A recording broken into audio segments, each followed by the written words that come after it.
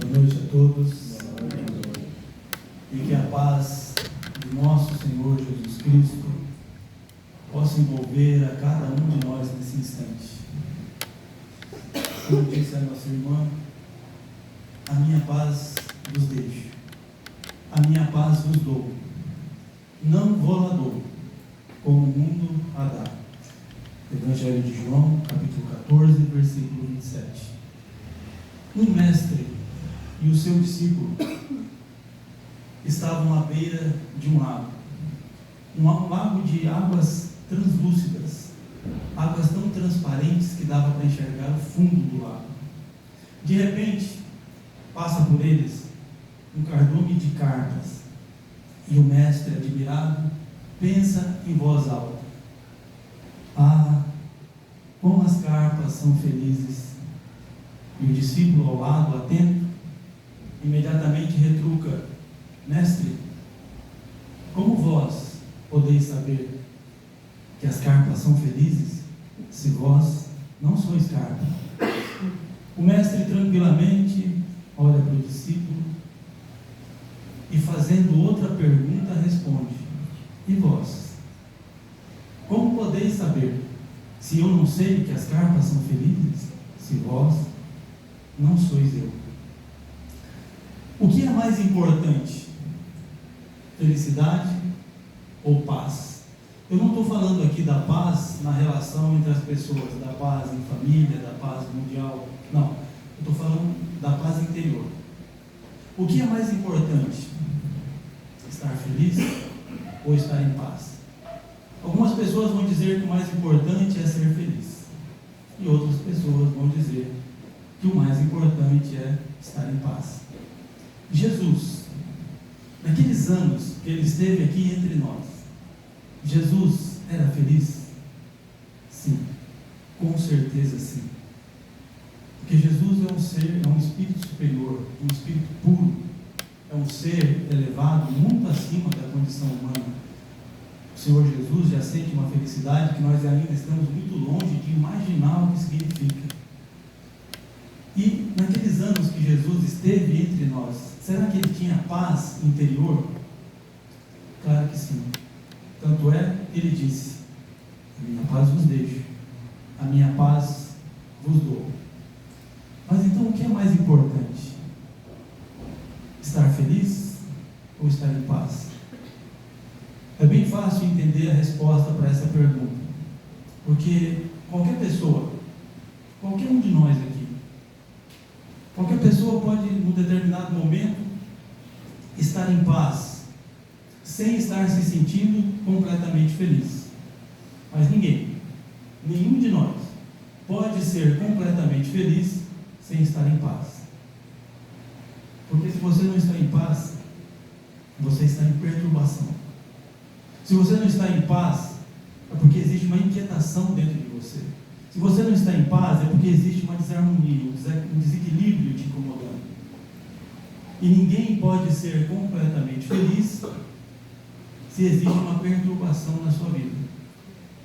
Então percebam que a questão não é nem sobre o que é mais importante, porque são sentimentos claramente diferentes. A questão é que a felicidade é um sentimento mais completo que a paz. Tanto é que, para ser feliz, antes nós vamos ter que conquistar a paz, porque a felicidade é um sentimento mais completo que a paz. Jesus, depois da crucificação, depois da ressurreição, todas as vezes que Jesus aparecia para os discípulos, a primeira coisa que Jesus dizia é: que a paz esteja convosco.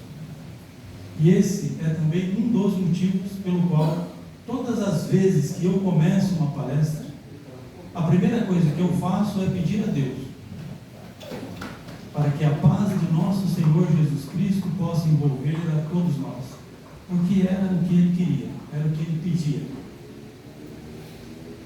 Então,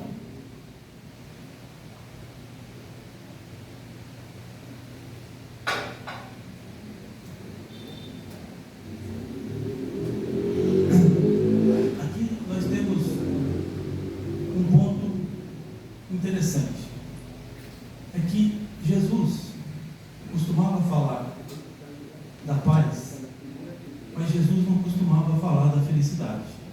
Por que será? Em várias passagens do Evangelho, o Senhor Jesus comentou alguma coisa sobre a paz, mas ele não costumava comentar sobre a felicidade. Ora, se a felicidade é um sentimento mais completo que a paz, por que será que Jesus não dizia que a felicidade esteja convosco? Ou então, por que será que Jesus não disse: a minha felicidade vos deixo, a minha felicidade vos dou? Mas não, ele não dizia isso. Porque ele costumava falar da paz, mas ele não costumava falar da felicidade. Por que será? Para responder essa pergunta, eu tenho que dar uma notícia ruim. E como eu não gosto de dar notícias ruins, para compensar isso, logo em seguida eu vou dar uma notícia boa. Jesus não falava da felicidade porque a felicidade ainda não é desse mundo. E a notícia ruim é que nenhum de nós, nascemos nesse mundo para ser completamente felizes. Os benfeitores disseram isso a Allan Kardec na questão 920 do Livro dos Espíritos. Quando Allan Kardec pergunta se o homem pode alcançar a felicidade completa nesse mundo, os benfeitores respondem: não. Porque aqui é um planeta de provas e expiações. Ou seja, aqui ainda não é um mundo feliz. Portanto, qualquer felicidade que nós possamos perceber aqui é uma felicidade relativa, incompleta, uma felicidade momentânea, passageira e muitas vezes ilusória. Mas então, qual é a notícia boa? A notícia boa é que, embora nenhum de nós tenhamos nascido aqui para ser completamente felizes, a notícia boa é que todos nós estamos aqui para construir a nossa felicidade. E os benfeitores dizem isso repetidas vezes, desde o tempo da codificação, desde o tempo de Allan Kardec. Os benfeitores nos dizem que nós somos os artífices do nosso futuro, ou seja, nós somos os construtores do nosso futuro.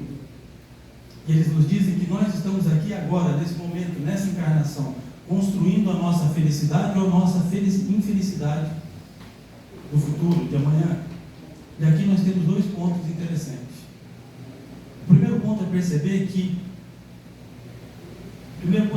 é perceber que a nossa felicidade depende de nós. Depende das nossas decisões, das nossas escolhas. Não depende nem tanto de Deus.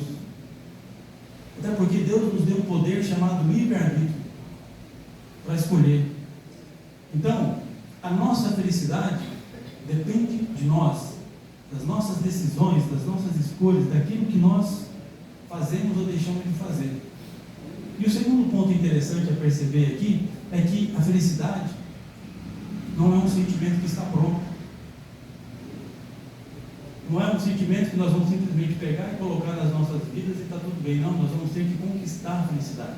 Nós vamos ter que construir essa felicidade dentro das nossas vidas. E se nós vamos construir a felicidade, significa que nós vamos ter que passar por um processo evolutivo. Tanto é que, para alcançar a felicidade, antes nós vamos ter que alcançar a paz. Só que refletindo sobre a paz, nós vamos perceber que a paz também não é um sentimento que está pronto. Nós também vamos ter que conquistar a paz. Vamos ter que construir a paz dentro da nossa vida. E se nós vamos construir, nós vamos ter que passar por um processo evolutivo. Então, tanto a felicidade quanto a paz são sentimentos que não estão prontos. Não é só pegar e colocar dentro das nossas vidas. Não, nós vamos ter que trabalhar. Nós vamos ter que conquistar, nós vamos ter que construir. E se nós vamos ter que construir, nós vamos ter que passar por um processo evolutivo. Uma das coisas que nós podemos aprender com os benfeitores na doutrina espírita, e isso só observando, é que tudo que eles desejam realizar, primeiro eles planejam. Os benfeitores nunca definem um objetivo e já saem tentando realizar. Não é assim. Primeiro eles elaboram um plano. E nós vamos ver nos livros espíritas, na literatura espírita, que muitas vezes esses planos são planos extremamente complexos, planos que vão demorar anos para serem realizados, planos que às vezes envolvem dezenas de pessoas entre encarnados e desencarnados, e muitas vezes para ajudar só um de nós aqui. Ter um plano não é garantia de que nós vamos ter sucesso na realização dos nossos objetivos. Mas ter um plano, com certeza, aumenta muito as nossas chances de ter sucesso na realização dos nossos objetivos. Ter um plano, com certeza, aumenta muito as nossas probabilidades de ter êxito na realização dos nossos objetivos. Alguns anos atrás, eu ouvi um pensamento que se encaixa perfeitamente com isso que nós estamos falando agora. E o pensamento dizia assim: aquele que não planeja a sua vida está planejando fracassar. Quem não planeja a sua vida está planejando fracassar. Então eu pergunto para você: você tem um plano para a sua vida? Porque todos nós aqui queremos alguma coisa a mais. Todos nós queremos alguma coisa que vai nos trazer felicidade, que vai nos trazer paz, nem que seja paz relativa, nem que seja felicidade relativa, mas todos nós queremos mais alguma coisa. Então eu te pergunto: você tem um plano para alcançar isso? Ou você simplesmente está caminhando ao acaso e torcendo que por um acaso essas coisas aconteçam? Você tem um plano para a sua vida? Eu peço a você que preste atenção não apenas na pergunta, mas também preste atenção em quem está fazendo essa pergunta. Porque quem está fazendo essa pergunta é um espírita.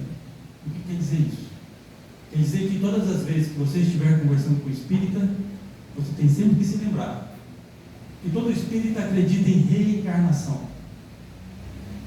Todo espírita acredita que nós temos muitas vidas, essa aqui é só uma delas. E por isso mesmo todo espírita entende que nós somos espíritos imortais. A vida não acaba aqui, não acaba com a morte do corpo. O corpo morre, o corpo acaba, mas o espírito continua vivendo da mesma forma. Por isso todo espírita entende que tudo que nós fizermos em vida vai se refletir no nosso futuro, como espíritos imortais. Todo espírita entende que se, por exemplo, nós cometermos um erro aqui, nessa encarnação, e se nós não enfrentarmos as consequências desse erro nessa encarnação, com certeza nós vamos enfrentar as consequências desse erro depois, no mundo espiritual, ou numa outra encarnação, mas nós não temos como fugir das consequências, porque é o que nos explica o livro dos Espíritos: ninguém foge das leis de Deus. Então, quando nós elaboramos um plano, nós, como espíritas, não devemos pensar apenas nessa encarnação. Porque se você pensar apenas nessa encarnação, a chance de se decepcionar é muito grande. Porque afinal de contas, quem é de nós aqui que sabe quanto tempo vai viver ainda? Quem é que tem certeza se vai viver ainda mais 1 ano, 5 anos, 10 anos, 15 anos ou mais? Ninguém sabe. Nenhum de nós sabe. Não sabemos. Pode ser que a encarnação para algum de nós aqui acabe amanhã, daqui a alguns dias, no mês que vem, daqui a 1 ano. Então, nós, como espíritas, devemos pensar em planos que possam nos beneficiar não apenas nessa encarnação, mas devemos pensar em planos que possam nos beneficiar mesmo que nós não estejamos mais aqui. Eu tenho uma filha que hoje ela tem 28 anos. Há alguns anos atrás, nós estávamos conversando, e quando eu falo alguns anos atrás, eu estou falando de 8 a 9 anos atrás. Ela tinha de 19 para 20 anos. E nós estávamos conversando, ela ainda morava comigo, nós estávamos conversando na cozinha de casa. E de repente, no meio dessa conversa, eu falei uma coisa para ela que se encaixa perfeitamente com o que nós estamos conversando agora. Só que eu peço a vocês que prestem atenção na conversa inteira. Porque se você só ouvir o começo, só prestar atenção no começo, pode ser que você me interprete mal.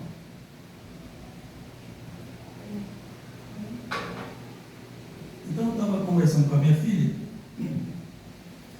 e de repente, no meio da conversa, eu disse para ela assim: minha filha, eu sou uma pessoa de muita ambição. Eu sou um homem muito ambicioso, minha filha, você não tem noção. Eu quero estar entre os melhores, eu quero estar entre os maiores, eu quero estar entre as pessoas mais importantes desse mundo, eu quero estar entre as pessoas mais poderosas desse mundo, eu quero estar entre as pessoas que mandam nesse mundo, minha filha. Eu sou muito ambicioso. Você não tem noção do quanto eu sou ambicioso.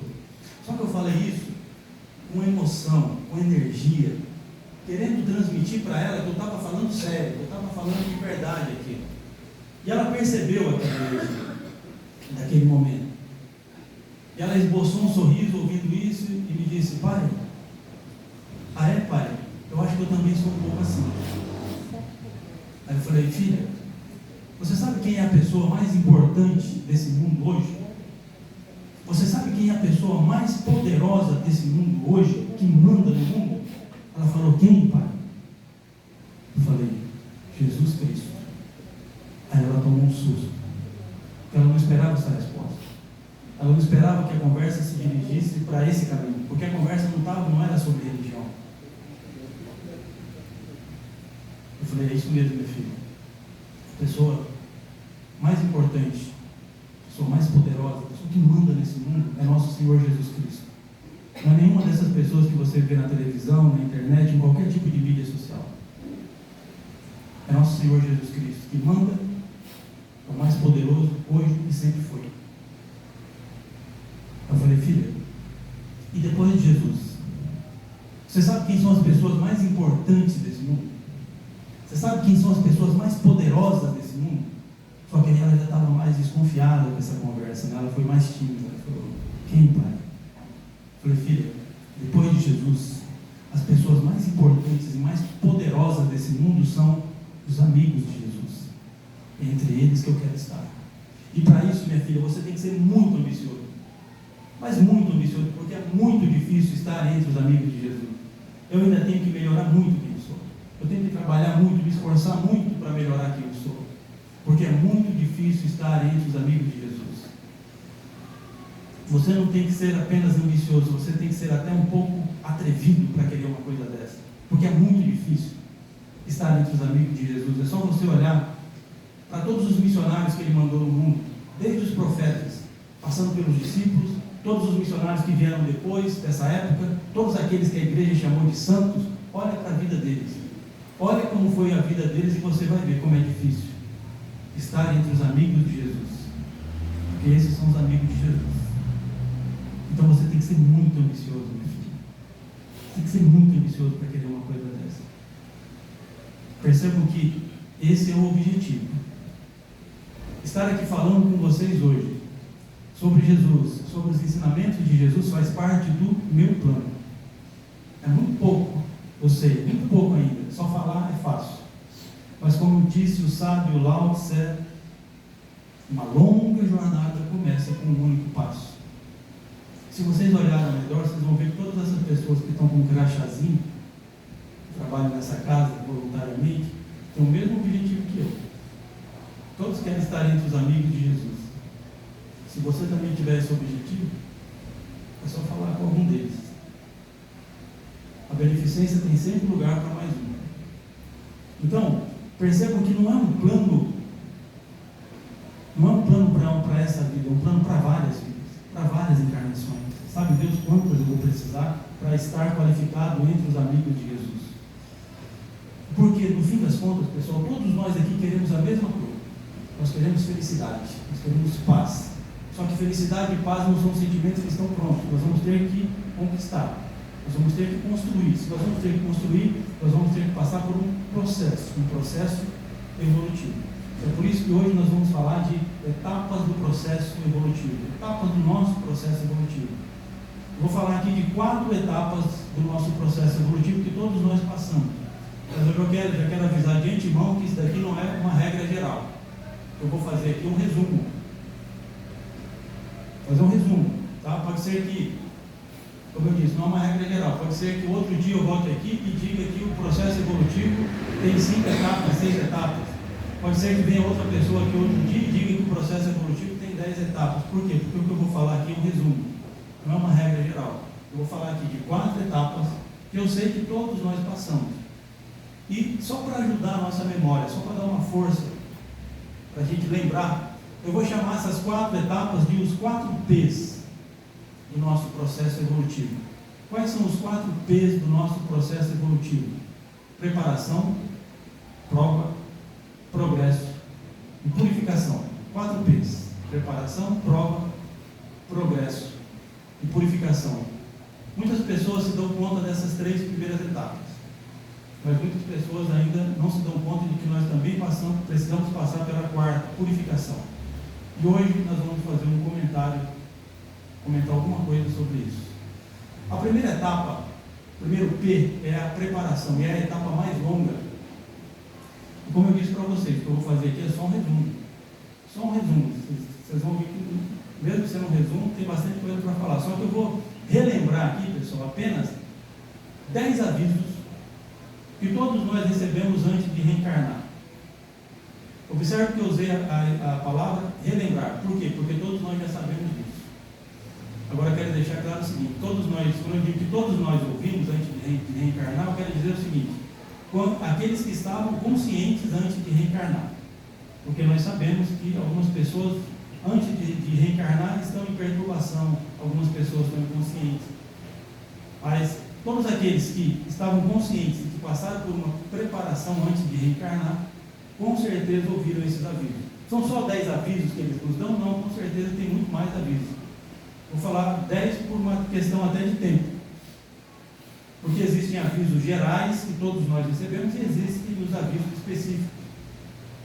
E é para cada um de nós individualmente. Para mim, para você, de acordo com a nossa necessidade, de acordo com as experiências que nós vamos vivenciar na vida, naquela encarnação. Então eu vou lembrar de 10, que são avisos gerais. Todos nós recebemos antes de reencarnar. Relembrar, veja, porque todos nós sabemos disso. Então imagine que você está lá no plano espiritual, se preparando para reencarnar. Você está lá com seu mentor ou com seus mentores. E a primeira coisa que eles vão relembrar, vão avisar você é o seguinte: olha, primeiro aviso, quando você estiver lá, não esqueça de crer em Deus. Esse é o primeiro aviso. Porque crer em Deus,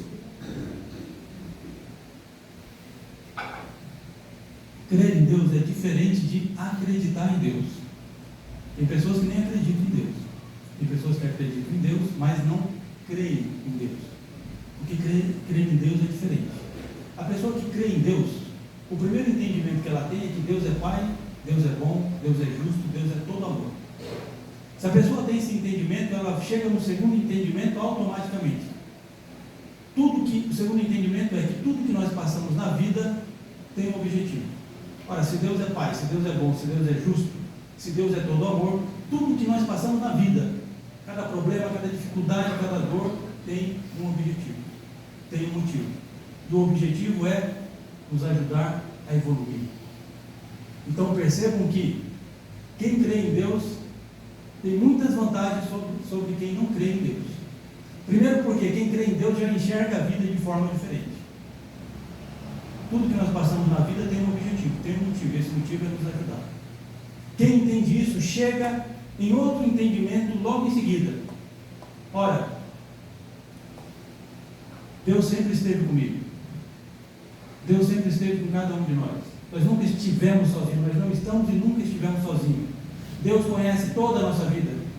Cada pensamento, cada sentimento, cada dor, cada lágrima, tudo que nós passamos na vida, Deus sabe.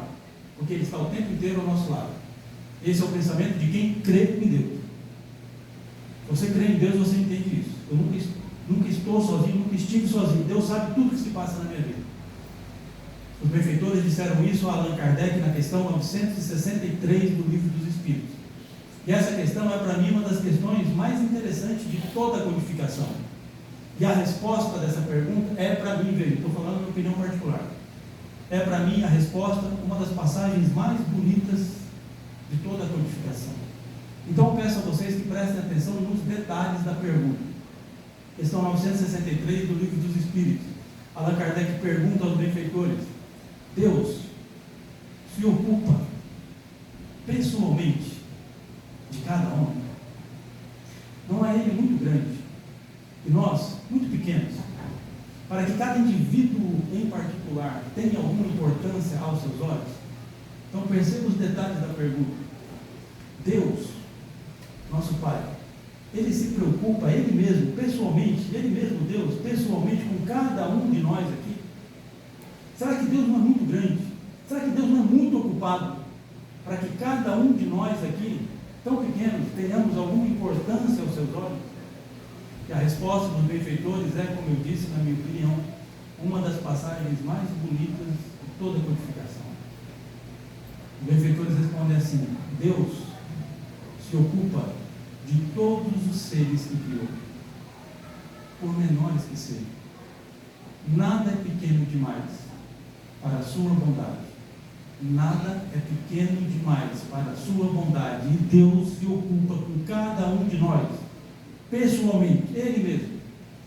Chico Xavier disse uma coisa muito parecida a respeito de Jesus. Chico Xavier certa vez disse que nosso Senhor Jesus Cristo conhece cada um de nós pelo nome. Ou seja, tanto Deus como nosso Senhor Jesus Cristo conhece toda a nossa vida. Ele sabe exatamente quem nós somos, o que nós pensamos, o que nós sentimos, cada dor, cada sentimento, cada lágrima. E aí está a importância, uma das principais importâncias de quem crê em Deus. Ora, se Deus está vendo, se Jesus está vendo tudo que nós temos passado na vida, e se eles permitem, é porque eles entendem que isso pode nos ajudar. Eles entendem que isso pode nos fazer bem, embora nós estejamos, do nosso ponto de vista, sofrendo. Mas se eles permitem que nós tenhamos essa vida do jeito que é, com os sofrimentos que nós temos, com as dificuldades que nós temos, com as dores que nós temos, é porque eles acreditam que isso pode nos ajudar. Porque Deus não castiga, Deus não pune, Deus educa. Então, veja, o primeiro aviso que nós recebemos antes de reencarnar é esse: quando você estiver lá, não esqueça de crer em Deus. Porque quem crê em Deus enxerga a vida de forma diferente, entende a vida de forma diferente. E por que eu sei que esse é o primeiro aviso que Ele nos dá antes de sair de lá? Porque esse aviso, ele faz parte do primeiro grande mandamento ensinado por nosso Senhor Jesus Cristo: amar a Deus sobre todas as coisas. Você não pode amar a Deus sobre todas as coisas se você não crê em Deus dessa forma. Para amar a Deus, você tem que primeiro crer em Deus, totalmente. Que Deus é Pai, que Deus é bom, que Deus é justo, que Deus é todo amor. E veja o que Jesus disse: esse não é apenas o primeiro mandamento, ele é também o maior mandamento. É o maior mandamento: amar a Deus de todo o teu pensamento, de toda a tua alma, de todo o teu espírito, de todo o teu coração. Amar a Deus com todas as tuas forças. Você não pode amar a Deus se você não crê em Deus dessa forma. Você não entende Deus dessa forma, que Deus é sempre Pai, Deus é bom, Deus é justo, Deus é todo amor, Deus nunca castiga, Deus nunca pune, Deus educa. Então o primeiro aviso é esse: quando você estiver lá, não esqueça de crer em Deus. O segundo aviso, eles dizem assim: quando você estiver lá, procure se relacionar da melhor maneira possível com todas as pessoas que cruzarem o seu caminho.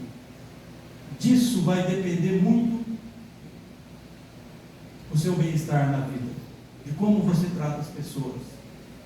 E, sempre que possível, na medida do possível, lembre-se de reservar um tempo para ajudar o próximo.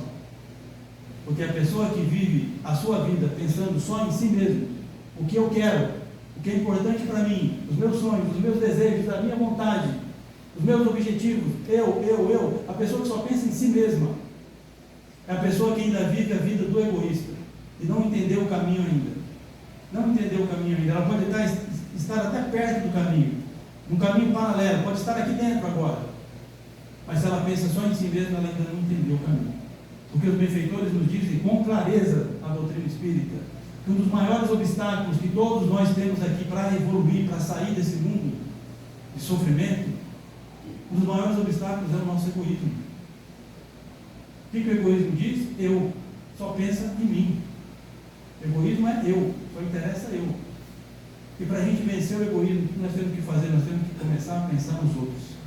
Começar a pensar, reservar tempo, energia para cuidar dos outros, para pensar na vida dos outros. Como é que eu posso ser melhor para as pessoas? Como é que eu posso ser melhor para o próximo? E a gente não precisa ir longe não, pessoal. É dentro de casa, começa dentro de casa. É claro que o pai e a mãe que já dedicam a sua vida, que já dedicam seus esforços para criar os filhos, já estão fazendo isso de alguma forma, mas sempre que possível nós temos que ir além disso.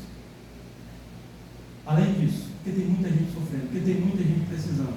E não é ajuda material, pessoal. Material se for necessário. Muitas vezes é ajuda de palavras, um gesto, uma atenção, Então, o segundo aviso é esse: quando você estiver lá, não esqueça, procure se relacionar da melhor maneira possível com todas as pessoas que cruzarem o seu caminho e, sempre que possível, na medida do possível, procure reservar um tempo para ajudar outras pessoas. Por que esse é o segundo aviso, pessoal? Está claro, não está? Porque esse é também o segundo grande mandamento ensinado por nosso Senhor Jesus Cristo: amar o próximo como a nós mesmos. Só que Jesus é muito bom com a gente, porque Jesus entende que nós ainda não sabemos amar, e entendendo isso, Jesus nos deixou uma regra de ouro. Poxa, como é que nós vamos nos dar bem com as pessoas, nos relacionar bem com todo mundo que cruza o nosso caminho, se nós não sabemos amar? Jesus responde de forma fácil, é simples: quando você não sabe amar, só faça para o próximo aquilo que você gostaria que o próximo fizesse para você. Essa é a regra de ouro, que todos nós podemos fazer, e não só fazer, nós temos como nos policiar, temos como nos vigiar. Eu vou sugerir a vocês que façam um exercício que eu faço, que eu também faço. Faça esse exercício todos os dias, no final do dia, se pergunte se você hoje tratou todas as pessoas como você gostaria de ter sido tratado. Faça essa experiência. Vocês vão ver que no começo a gente se assusta, porque no começo, todo dia, você vai ver que você cometeu uma falha. Então, mas faça o exercício. Se você tem interesse de melhorar, se você tem interesse de mudar a pessoa que você é, comece a se perguntar todos os dias: hoje eu tratei todas as pessoas que cruzaram o meu caminho como eu gostaria de ser tratado? Você tratou a sua esposa, o seu marido, os seus filhos, os seus pais, os seus amigos, aqueles que trabalham com você? Você tratou todo mundo que você encontrou hoje? O vendedor ambulante que está lá no sol, batendo na sua porta no meio do dia, você tratou ele como você gostaria de ser tratado? Então, se você não quer que as pessoas falem mal da sua vida, pare de falar mal da vida dos outros. Então, o segundo aviso que nós recebemos antes de sair, antes de reencarnar, é esse: quando você estiver lá, procure se relacionar da melhor maneira possível com todas as pessoas que cruzarem o seu caminho, e sempre que possível, na medida do possível, reserve um tempo para ajudar as outras pessoas. O terceiro aviso que nós recebemos antes de sair de lá é: quando você estiver lá, não esqueça de orar, não esqueça de rezar, porque esse é um acréscimo de misericórdia concedido por Deus nosso Pai, a possibilidade de pedir ajuda aos nossos irmãos mais velhos, maiores. Então peça ajuda, não esqueça de orar, é o que eles nos dizem. Peça ajuda. Mas como é que nós temos que orar? Como é que nos ensina o Evangelho segundo o Espiritismo? Lá no Evangelho segundo o Espiritismo, nos ensinam que nós devemos orar. Nossa oração tem que ser com sinceridade e com humildade. Então a sua oração tem que ser sincera e tem que ser humilde. Tem que ter humildade. Pessoal, quando a gente ajoelha para rezar, não é para doer o joelho. É um ato de submissão, é um ato de respeito, é um ato de humildade, é reconhecer que nós somos pequenos perto de Deus, é reconhecer que nós somos ainda frágeis, ignorantes, que nós precisamos de ajuda porque nós não sabemos tudo. E a grande verdade, pessoal, é que muitas vezes nós não sabemos o que fazer. Tem momentos da vida que nós não sabemos como sair dali, não sabemos a resposta. Eu mesmo já tive várias situações como essa, que eu queria ter um plano, mas eu não tinha um plano. Não sabia como sair dali, não sabia como resolver aquilo, não tinha a menor ideia do que eu ia fazer. Só que eu aprendi com a doutrina espírita a começar tudo pela oração. Então, quando você não tiver plano nenhum, meu plano vai ser sempre orar, sempre rezar. Me ajuda, Deus, porque eu não sei. Me mostra o caminho porque eu não estou enxergando. Me ajuda a sair daqui porque eu não estou conseguindo. Me dá força, me dá coragem, me dá paciência, seja lá o que for. Então, nós precisamos usar esse poder da oração. Os benfeitores nos dizem que quando nós reencarnamos, é mais ou menos como se nós estivéssemos descendo num abismo muito profundo e muito escuro. E lá de cima, onde eles estão, é muito difícil enxergar nós aqui embaixo na escuridão. Mas quando nós fazemos uma oração, é como se acendesse uma luz sobre as nossas cabeças. E nessa hora, é mais fácil para eles nos enxergar. e nos enxergando é mais fácil para nos ajudar. É só uma analogia, a gente sabe disso, mas ficou fácil entender o que eles querem dizer com isso. Ou seja, peça ajuda. Até porque, pessoal, os benfeitores, eles não vão violar o nosso livre-arbítrio. Nós temos livre-arbítrio e eles respeitam isso. Eles não vão violar o nosso livre-arbítrio. Então, às vezes, a pessoa está sofrendo, está passando por uma aprovação difícil, os benfeitores estão vendo. Só que se você não pede ajuda, talvez eles não vão interferir. Sabe por quê? Porque talvez você queira levar essa aprovação até o final, até o limite das suas forças. Eles não vão interferir. Por quê? Porque é teu livre-arbítrio. Agora, se você está sofrendo e quer sair dali, então peça ajuda. Porque a hora que você pedir, você autorizou eles a interferir. Então, o terceiro aviso que nós recebemos, antes de sair de lá, quando você estiver lá, não esqueça de orar. O quarto aviso que nós recebemos antes de sair, antes de reencarnar, é: quando você estiver lá, esse aviso é tão importante como os três primeiros. Quando você estiver lá, não esqueça do que você foi fazer lá. O que nós viemos fazer aqui, pessoal? Todos nós, o que nós viemos fazer aqui? Nós viemos aqui para evoluir. Nós viemos aqui para trabalhar pela nossa evolução, todos nós. Por que é que nós estamos hoje falando sobre esse tema? Evolução espiritual. Etapas da nossa evolução espiritual. Justamente porque é muito comum, no meio da caminhada, a gente se perder. É muito comum. Quanto mais velho, quanto mais idade você tem, quanto mais experiência, provavelmente mais você já passou por essa situação de se perder. E aí você começa a se perguntar: o que eu estou fazendo aqui nessa vida? O que eu estou fazendo aqui? Qual é o objetivo da minha vida? Qual é o sentido da minha vida? Será que só tem sofrimento para mim nessa vida? Sabe por que a gente cai nesses dilemas, pessoal? De vez, volta e meia, a gente cai porque nós esquecemos do que nós viemos fazer aqui. O que nós viemos fazer aqui? Viemos aqui para evoluir. Então, nós temos que nos lembrar o que a doutrina espírita nos ensina. Antes de vir para cá, espíritos superiores a nós, muito superiores a nós, superiores em sabedoria, superiores em inteligência, superiores em moral, superiores em bondade, espíritos superiores a nós em tudo, estudaram o nosso passado, estudaram a nossa personalidade. Eles sabem muito melhor que nós como está o nosso estado emocional. Eles sabem como está o nosso estado espiritual. Eles conhecem o nosso estado psicológico. E esses espíritos superiores a nós prepararam experiências para nós nessa encarnação, para nos ajudar, de acordo com a nossa necessidade, de acordo com o nosso atual estágio evolutivo. Então, praticamente tudo que nós vivenciamos aqui, não tudo, mas praticamente tudo, foi preparado antes da nossa encarnação. Por que não tudo foi preparado? Primeiro, porque nós temos livre-arbítrio. Segundo, porque os benfeitores dizem que alguns problemas, principalmente, que nós arrumamos na vida, não estavam programados, nós arrumamos agora. É dívida nova. Mas eles falam que a grande maioria das experiências que nós vivenciamos, as mais importantes, eles foram preparadas antes da nossa encarnação. Por isso, o quarto aviso: quando você estiver lá, não esqueça o que você foi fazer lá. A Terra não é um parque de diversão. A Terra não é colônia de férias. Lá não é um resort. Você foi lá para trabalhar. Então, quando você estiver passando por dificuldades, quando você estiver passando por problemas, quando você estiver sentindo dor, lembre-se o que você foi fazer lá, porque senão você vai se perder. Lembra o que você foi fazer lá. Você foi trabalhar pela sua evolução. O quinto aviso que nós recebemos antes de reencarnar também vai nessa linha de raciocínio.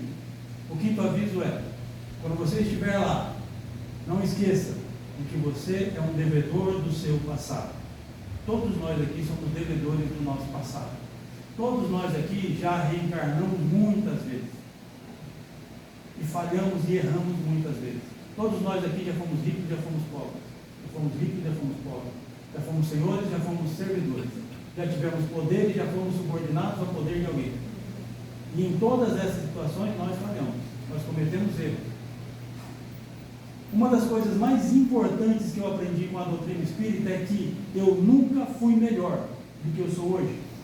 Eu nunca, em nenhuma outra vida, em nenhuma outra encarnação passada, eu nunca fui melhor do que eu sou hoje. do ponto de vista moral, do ponto de vista de bondade, eu nunca fui melhor do que eu sou hoje. Porque a doutrina espírita nos ensina, o livro dos Espíritos fala isso repetidas vezes. Que o Espírito não retrocede, o Espírito não retrograda, o Espírito não degenera, o Espírito não anda para trás. Eles ensinam que ou o Espírito estaciona ou ele evolui, mas andar para trás ele não anda. Ou seja, eu nunca fui melhor do que eu sou hoje, e nenhum de vocês também. Nenhum de nós aqui nunca fomos melhores do que nós somos hoje nessa vida, do ponto de vista moral, do ponto de vista de bondade, nunca fomos melhores. Se você já consegue perceber na sua personalidade alguns traços de comportamento que não são muito bons, se você já consegue perceber na sua personalidade algumas maldades que você é capaz de fazer, entenda que no passado nós fomos muito piores. Se hoje nós até pensamos em alguma maldade, mas não fazemos, no passado provavelmente a gente fazia. Porque nós nunca fomos melhores do que nós somos hoje. Às vezes a gente quer ter essa ilusão de pensar que no passado eu fui alguma coisa melhor, mais importante, alguém mais importante, melhor. Não fomos. Não fomos, não do ponto de vista moral, não do ponto de vista de bondade. Nós nunca fomos melhores do que nós somos hoje, do ponto de vista de moral e do ponto de vista de bondade. Por isso todos nós somos devedores. Todos nós devemos para o nosso passado. Por isso que os benfeitores dizem no quinto aviso, quando você estiver lá, não esqueça que você é um devedor do seu passado. Se lembre na hora que você estiver passando por dificuldades, na hora que você estiver com problemas, na hora que a vida estiver te causando dor, não esqueça disso. Algumas dessas dificuldades, desses problemas, algumas dessas experiências têm relação com os teus erros do passado, porque todos nós somos devedores. O sexto aviso que nós recebemos antes de reencarnar é: quando você estiver lá, não esqueça de que você nasceu exatamente onde tinha que nascer. Você nasceu na casa que tinha que nascer, você nasceu na família que tinha que nascer, você não tem os pais que tinha que ter, você nasceu na cidade que tinha que nascer, você nasceu no meio social que tinha que nascer, não tem nada errado. Não esqueça disso. Chico Xavier, que gostava muito de usar essa expressão: Deus não erra de endereço, Deus não erra nunca. Então não tem nada errado, pessoal. Nós nascemos onde tínhamos que ter nascido, na casa, na família, na cidade, no meio social, exatamente onde tinha que ter nascido, de acordo com a programação que fizeram para nós. Não tem nada errado.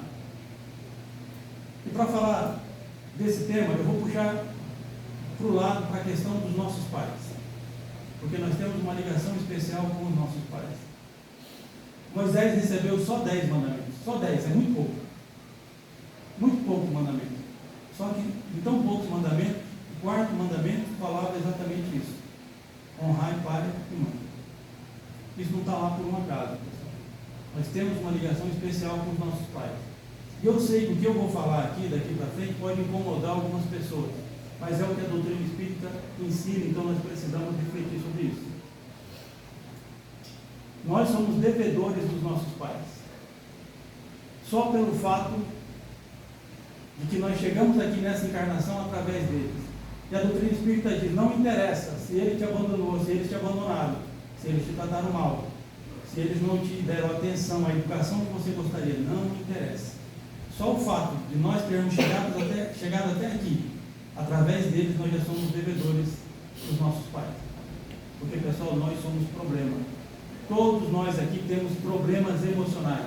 Alguns mais sérios, mais graves, mais complexos, mais difíceis, outros menos. Mas todos nós temos problemas emocionais. E esses nossos problemas emocionais vão impactar a vida dos nossos pais de alguma forma. Vão impactar a vida dos nossos pais. Então, uma coisa importantíssima que a doutrina espírita nos explica é que, quando nós estamos do lado de lá, no mundo espiritual, conscientes, somos nós que vamos pedir aos nossos pais: que bom que as crianças estão aqui, que bom que os jovens estão aqui. Quando nós estamos lá no mundo espiritual, conscientes, somos nós que vamos pedir aos nossos pais se eles aceitam ser o nosso pai e a nossa mãe. Não é o pai e a mãe que escolhem: esse aqui vai ser meu filho, esse aqui vai ser minha filha. Não, não é assim. Quando nós estamos conscientes, Somos nós que vamos até os pais e pedimos a eles: você aceita ser meu pai? Você aceita ser minha mãe? Sabe por quê? Porque eles conhecem a nossa história, eles conhecem o nosso passado, eles sabem da nossa personalidade, conhecem os nossos erros do passado, eles sabem o que nós podemos aprontar em vida, eles sabem como nós podemos impactar a vida deles, e eles têm o direito de saber as provações que nós vamos passar. Então eles sabem que tipo de problema nós podemos causar e impactar na vida deles. Então somos nós que vamos pedir, não é uma decisão fácil. Vamos fazer uma simulação aqui? Imagine uma pessoa, qualquer pessoa que você conheça, não precisa ser da sua família, qualquer pessoa que você conheça, que seja uma pessoa problemática. Imagine uma pessoa que talvez ela seja uma pessoa viciada em droga, viciada em álcool, uma pessoa que talvez seja um rebelde, um delinquente, ou então uma pessoa que é um preguiçoso, não gosta de estudar, não quer trabalhar, não quer fazer nada, é um vagabundo. Acho que todo mundo já lembrou de alguém com alguma dessas características. Agora imagine essa pessoa chegando até você e perguntando para você: você aceita ser meu pai? Você aceita ser minha mãe na próxima encarnação? E aí? É fácil decidir? Porque é mais ou menos assim, pessoal, quando nós estamos do lado de lá. Porque os nossos pais conhecem a nossa ficha do passado. Eles sabem dos erros que nós já cometemos, eles sabem aquilo que nós podemos aprontar. Só que olha só como é interessante, o contrário também é verdadeiro. Nós também conhecemos a ficha dos nossos pais. Nós sabemos que eles são iguais a nós, aprendizes iguais a nós. Nós também sabemos os erros que eles já cometeram. Nós também entendemos como eles podem nos tratar. Então, lá nós sabemos que eles poderiam nos abandonar. Nós sabemos que eles poderiam nos tratar mal.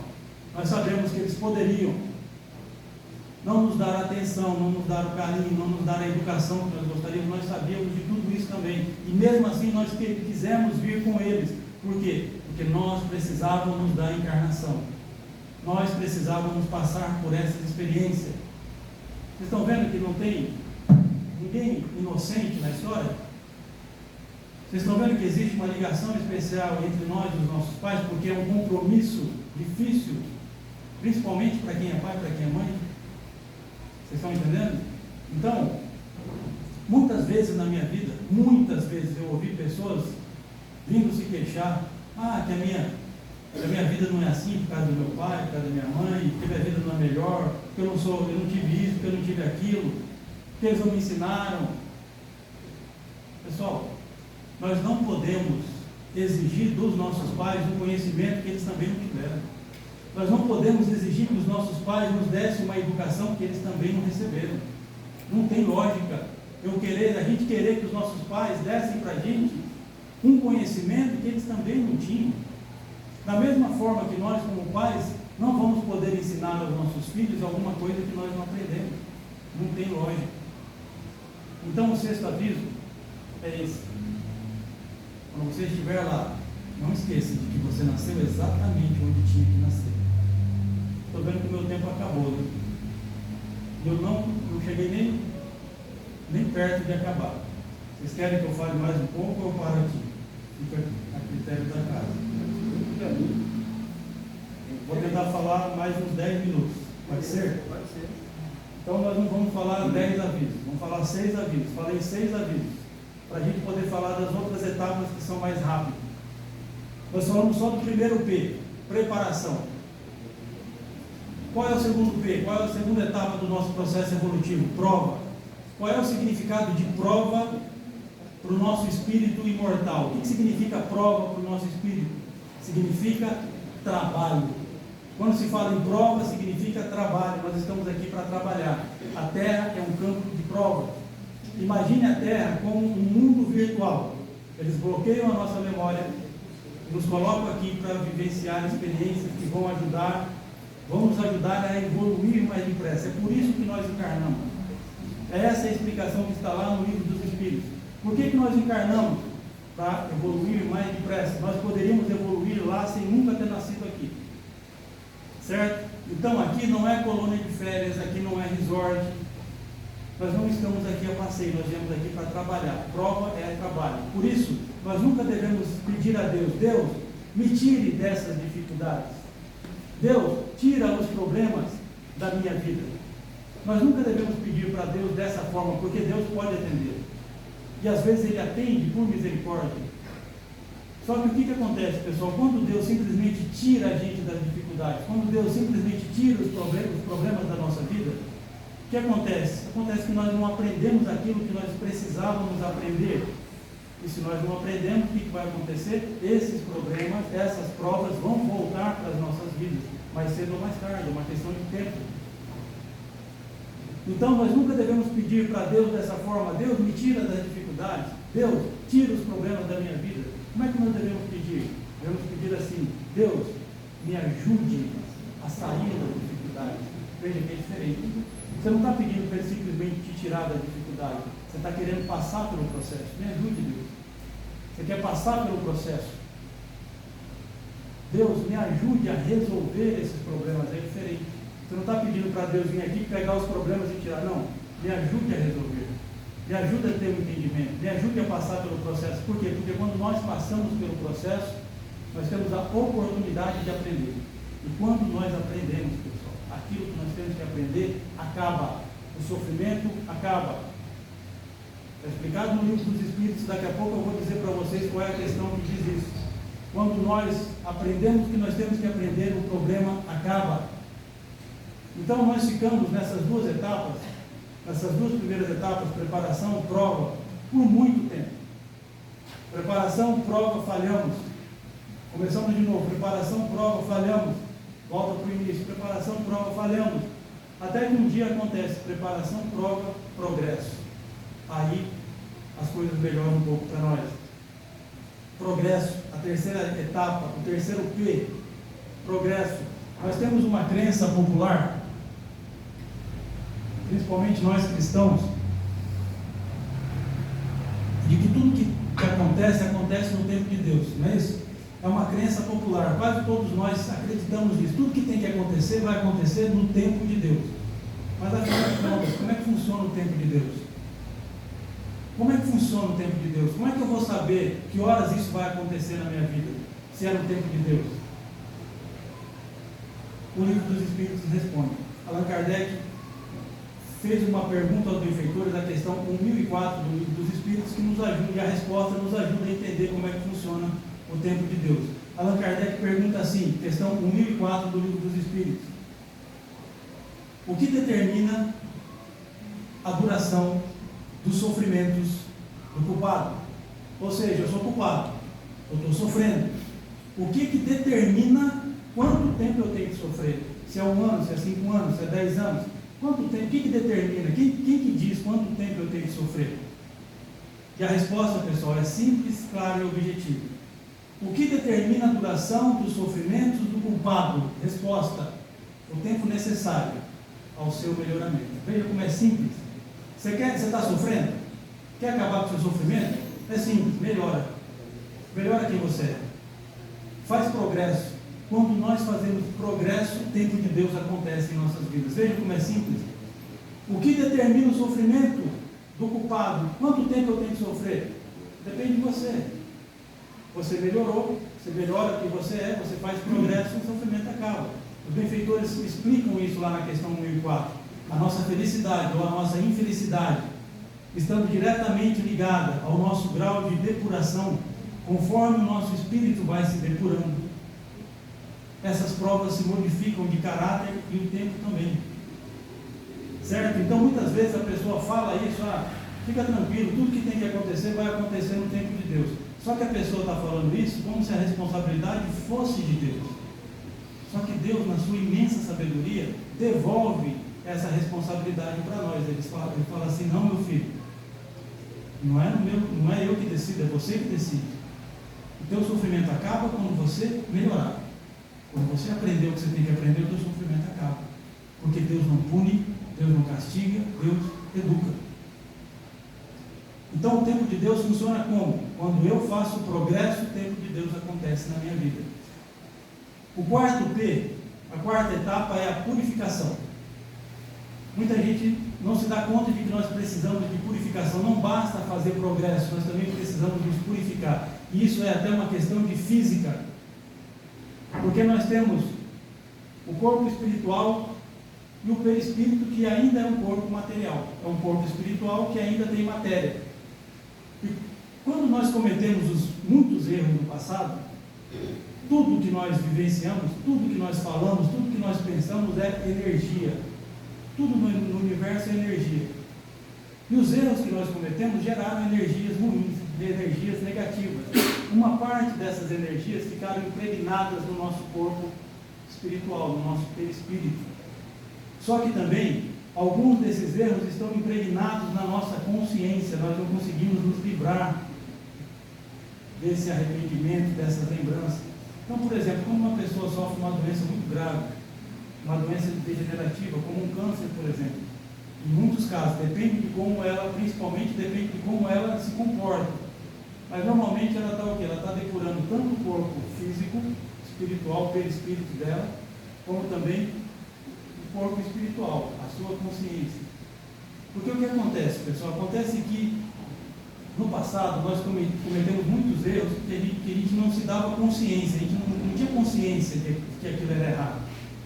Nós evoluímos, nossa consciência se expandiu, nosso entendimento expandiu. Hoje nós olhamos para trás e vemos que alguns daqueles erros nós já entendemos, a nossa consciência acusa, puxa, eu errei, não devia ter feito. Só que alguns desses erros foram tão graves que nós mesmos não conseguimos esquecer. A lembrança, o remorso, o arrependimento é tão grande que a gente não consegue evoluir presos a esse arrependimento. Veja como é interessante. Quando você não sabe perdoar o próximo, você não sabe perdoar a si mesmo. Quem condena, pessoal, não é Deus. Quem condena somos nós. Não é Deus que faz essas coisas. Quando Jesus diz lá na oração do Pai Nosso, Pai, perdoa as nossas dívidas, assim como nós perdoamos aos nossos devedores, ele quer dizer exatamente isso. Quem condena não é Deus. Quem condena somos nós. Se eu não sei perdoar o próximo, eu não sei perdoar a mim mesmo. Quando eu me condeno, é problema. Por quê? Porque eu não sei me perdoar. Eu não sei me perdoar. Então a pessoa fica presa com aquele remorso, com aquela lembrança, e muitas vezes acontece dela precisar pedir: eu quero sofrer, eu quero passar pela mesma dor que eu causei no outro. Porque talvez essa seja a única forma dele se perdoar, dele libertar a consciência daquele peso, daquela amarra. Vocês estão entendendo? Isso é purificação. Agora, qual que é o entendimento mais importante sobre purificação? Nós precisamos levar em conta. O entendimento mais importante sobre purificação, pessoal, eu peço a vocês que deem atenção a isso, é que no momento da purificação, normalmente nós já estamos mais evoluídos. E é nesse momento da purificação que Deus vai nos cobrar as dívidas mais pesadas. É aquele ensinamento de nosso Senhor Jesus Cristo. Deus não nos dá um fardo que nós não possamos carregar. No passado, nós cometemos muitos erros que nós não tínhamos força espiritual para suportar. Agora, mais evoluídos, nós temos condições, força espiritual para suportar algumas daquelas dívidas. Então é a hora que Deus fala para nós: filhos, você lembra aquelas dívidas mais pesadas? Chegou a hora de vocês enfrentar elas, de você enfrentar as consequências delas. Por quê? Porque agora nós temos força espiritual. Então, pessoal, não quero desanimar ninguém, mas aqui nesse mundo de provas e expiações, é uma tendência muito grande de que quanto mais evoluídos nós sejamos, maior é a probabilidade de que nós vamos ter vidas mais difíceis. Sabe por quê? Porque agora nós temos força espiritual para suportar a carga, para suportar o peso. Antes nós não tínhamos, agora nós temos. Por isso que muitas vezes a gente vê aquelas pessoas boníssimas, pessoas excepcionais, de caráter excepcional, pessoas bondosas, caridosas, humildes, pessoas que muitas vezes levam uma vida miserável, sempre de forma digna, muitas vezes com um sorriso no rosto. Muitas dessas pessoas estão simplesmente passando pela sua última encarnação. É só a encarnação da purificação, elas já evoluíram, elas já são pessoas melhores, mas precisam passar pela purificação. Então veja que nós falamos aqui de 4 etapas do nosso processo evolutivo. Os 4 P's: preparação, prova, progresso e purificação. Porque todos nós aqui estamos dentro do nosso processo evolutivo, cada um dentro das suas necessidades. Todos nós estamos buscando a mesma coisa. Todos nós estamos buscando felicidade, estamos buscando paz. E agora, para finalizar, vocês vão entender o porquê que eu falei de felicidade lá no início. Porque todos nós, nesse processo evolutivo, estamos buscando essa felicidade. Só que o nosso maior desafio hoje, nesse momento evolutivo, o nosso maior desafio é aprender a ser feliz hoje. Onde nós estamos, na condição que nós estamos, na situação que nós estamos, com as pessoas que nós temos ao nosso redor. Esse é o nosso maior desafio. Aprender a viver um dia de cada vez. Nosso Senhor Jesus Cristo nos falou sobre isso. Ele disse: não vos inquieteis pelo dia de amanhã, porque o dia de amanhã cuidará de si mesmo. Basta cada dia o seu mal. Ele estava dizendo para nós: olha, presta atenção hoje, vive hoje. Nosso maior desafio é esse, aprender a ser feliz hoje, onde nós estamos, na situação que nós estamos, nas condições que nós estamos, com as pessoas que nós temos ao nosso redor. Porque a maioria de nós, já sabemos pela doutrina espírita, ninguém vai ser completamente feliz nesse mundo. Só que a maioria de nós não estamos conseguindo nem a felicidade relativa. Sabe por quê? Porque a maioria de nós coloca a felicidade em alguma coisa que nós não temos ainda. Eu vou ser feliz quando eu estiver em tal condição. Eu vou ser feliz quando eu tiver tal pessoa na minha vida. Eu vou ser feliz quando eu tiver tal condição financeira. Eu vou ser feliz quando eu tiver tal aquisição material. Eu vou ser feliz quando? Então a maioria de nós colocamos a nossa felicidade em algo que nós não temos. No entanto, no estágio evolutivo em que nós nos encontramos, a maioria de nós, ou todos nós, não sabemos dar valor a tudo que nós temos muito na vida. Tudo que nós temos em grande quantidade na vida, nós não sabemos dar valor.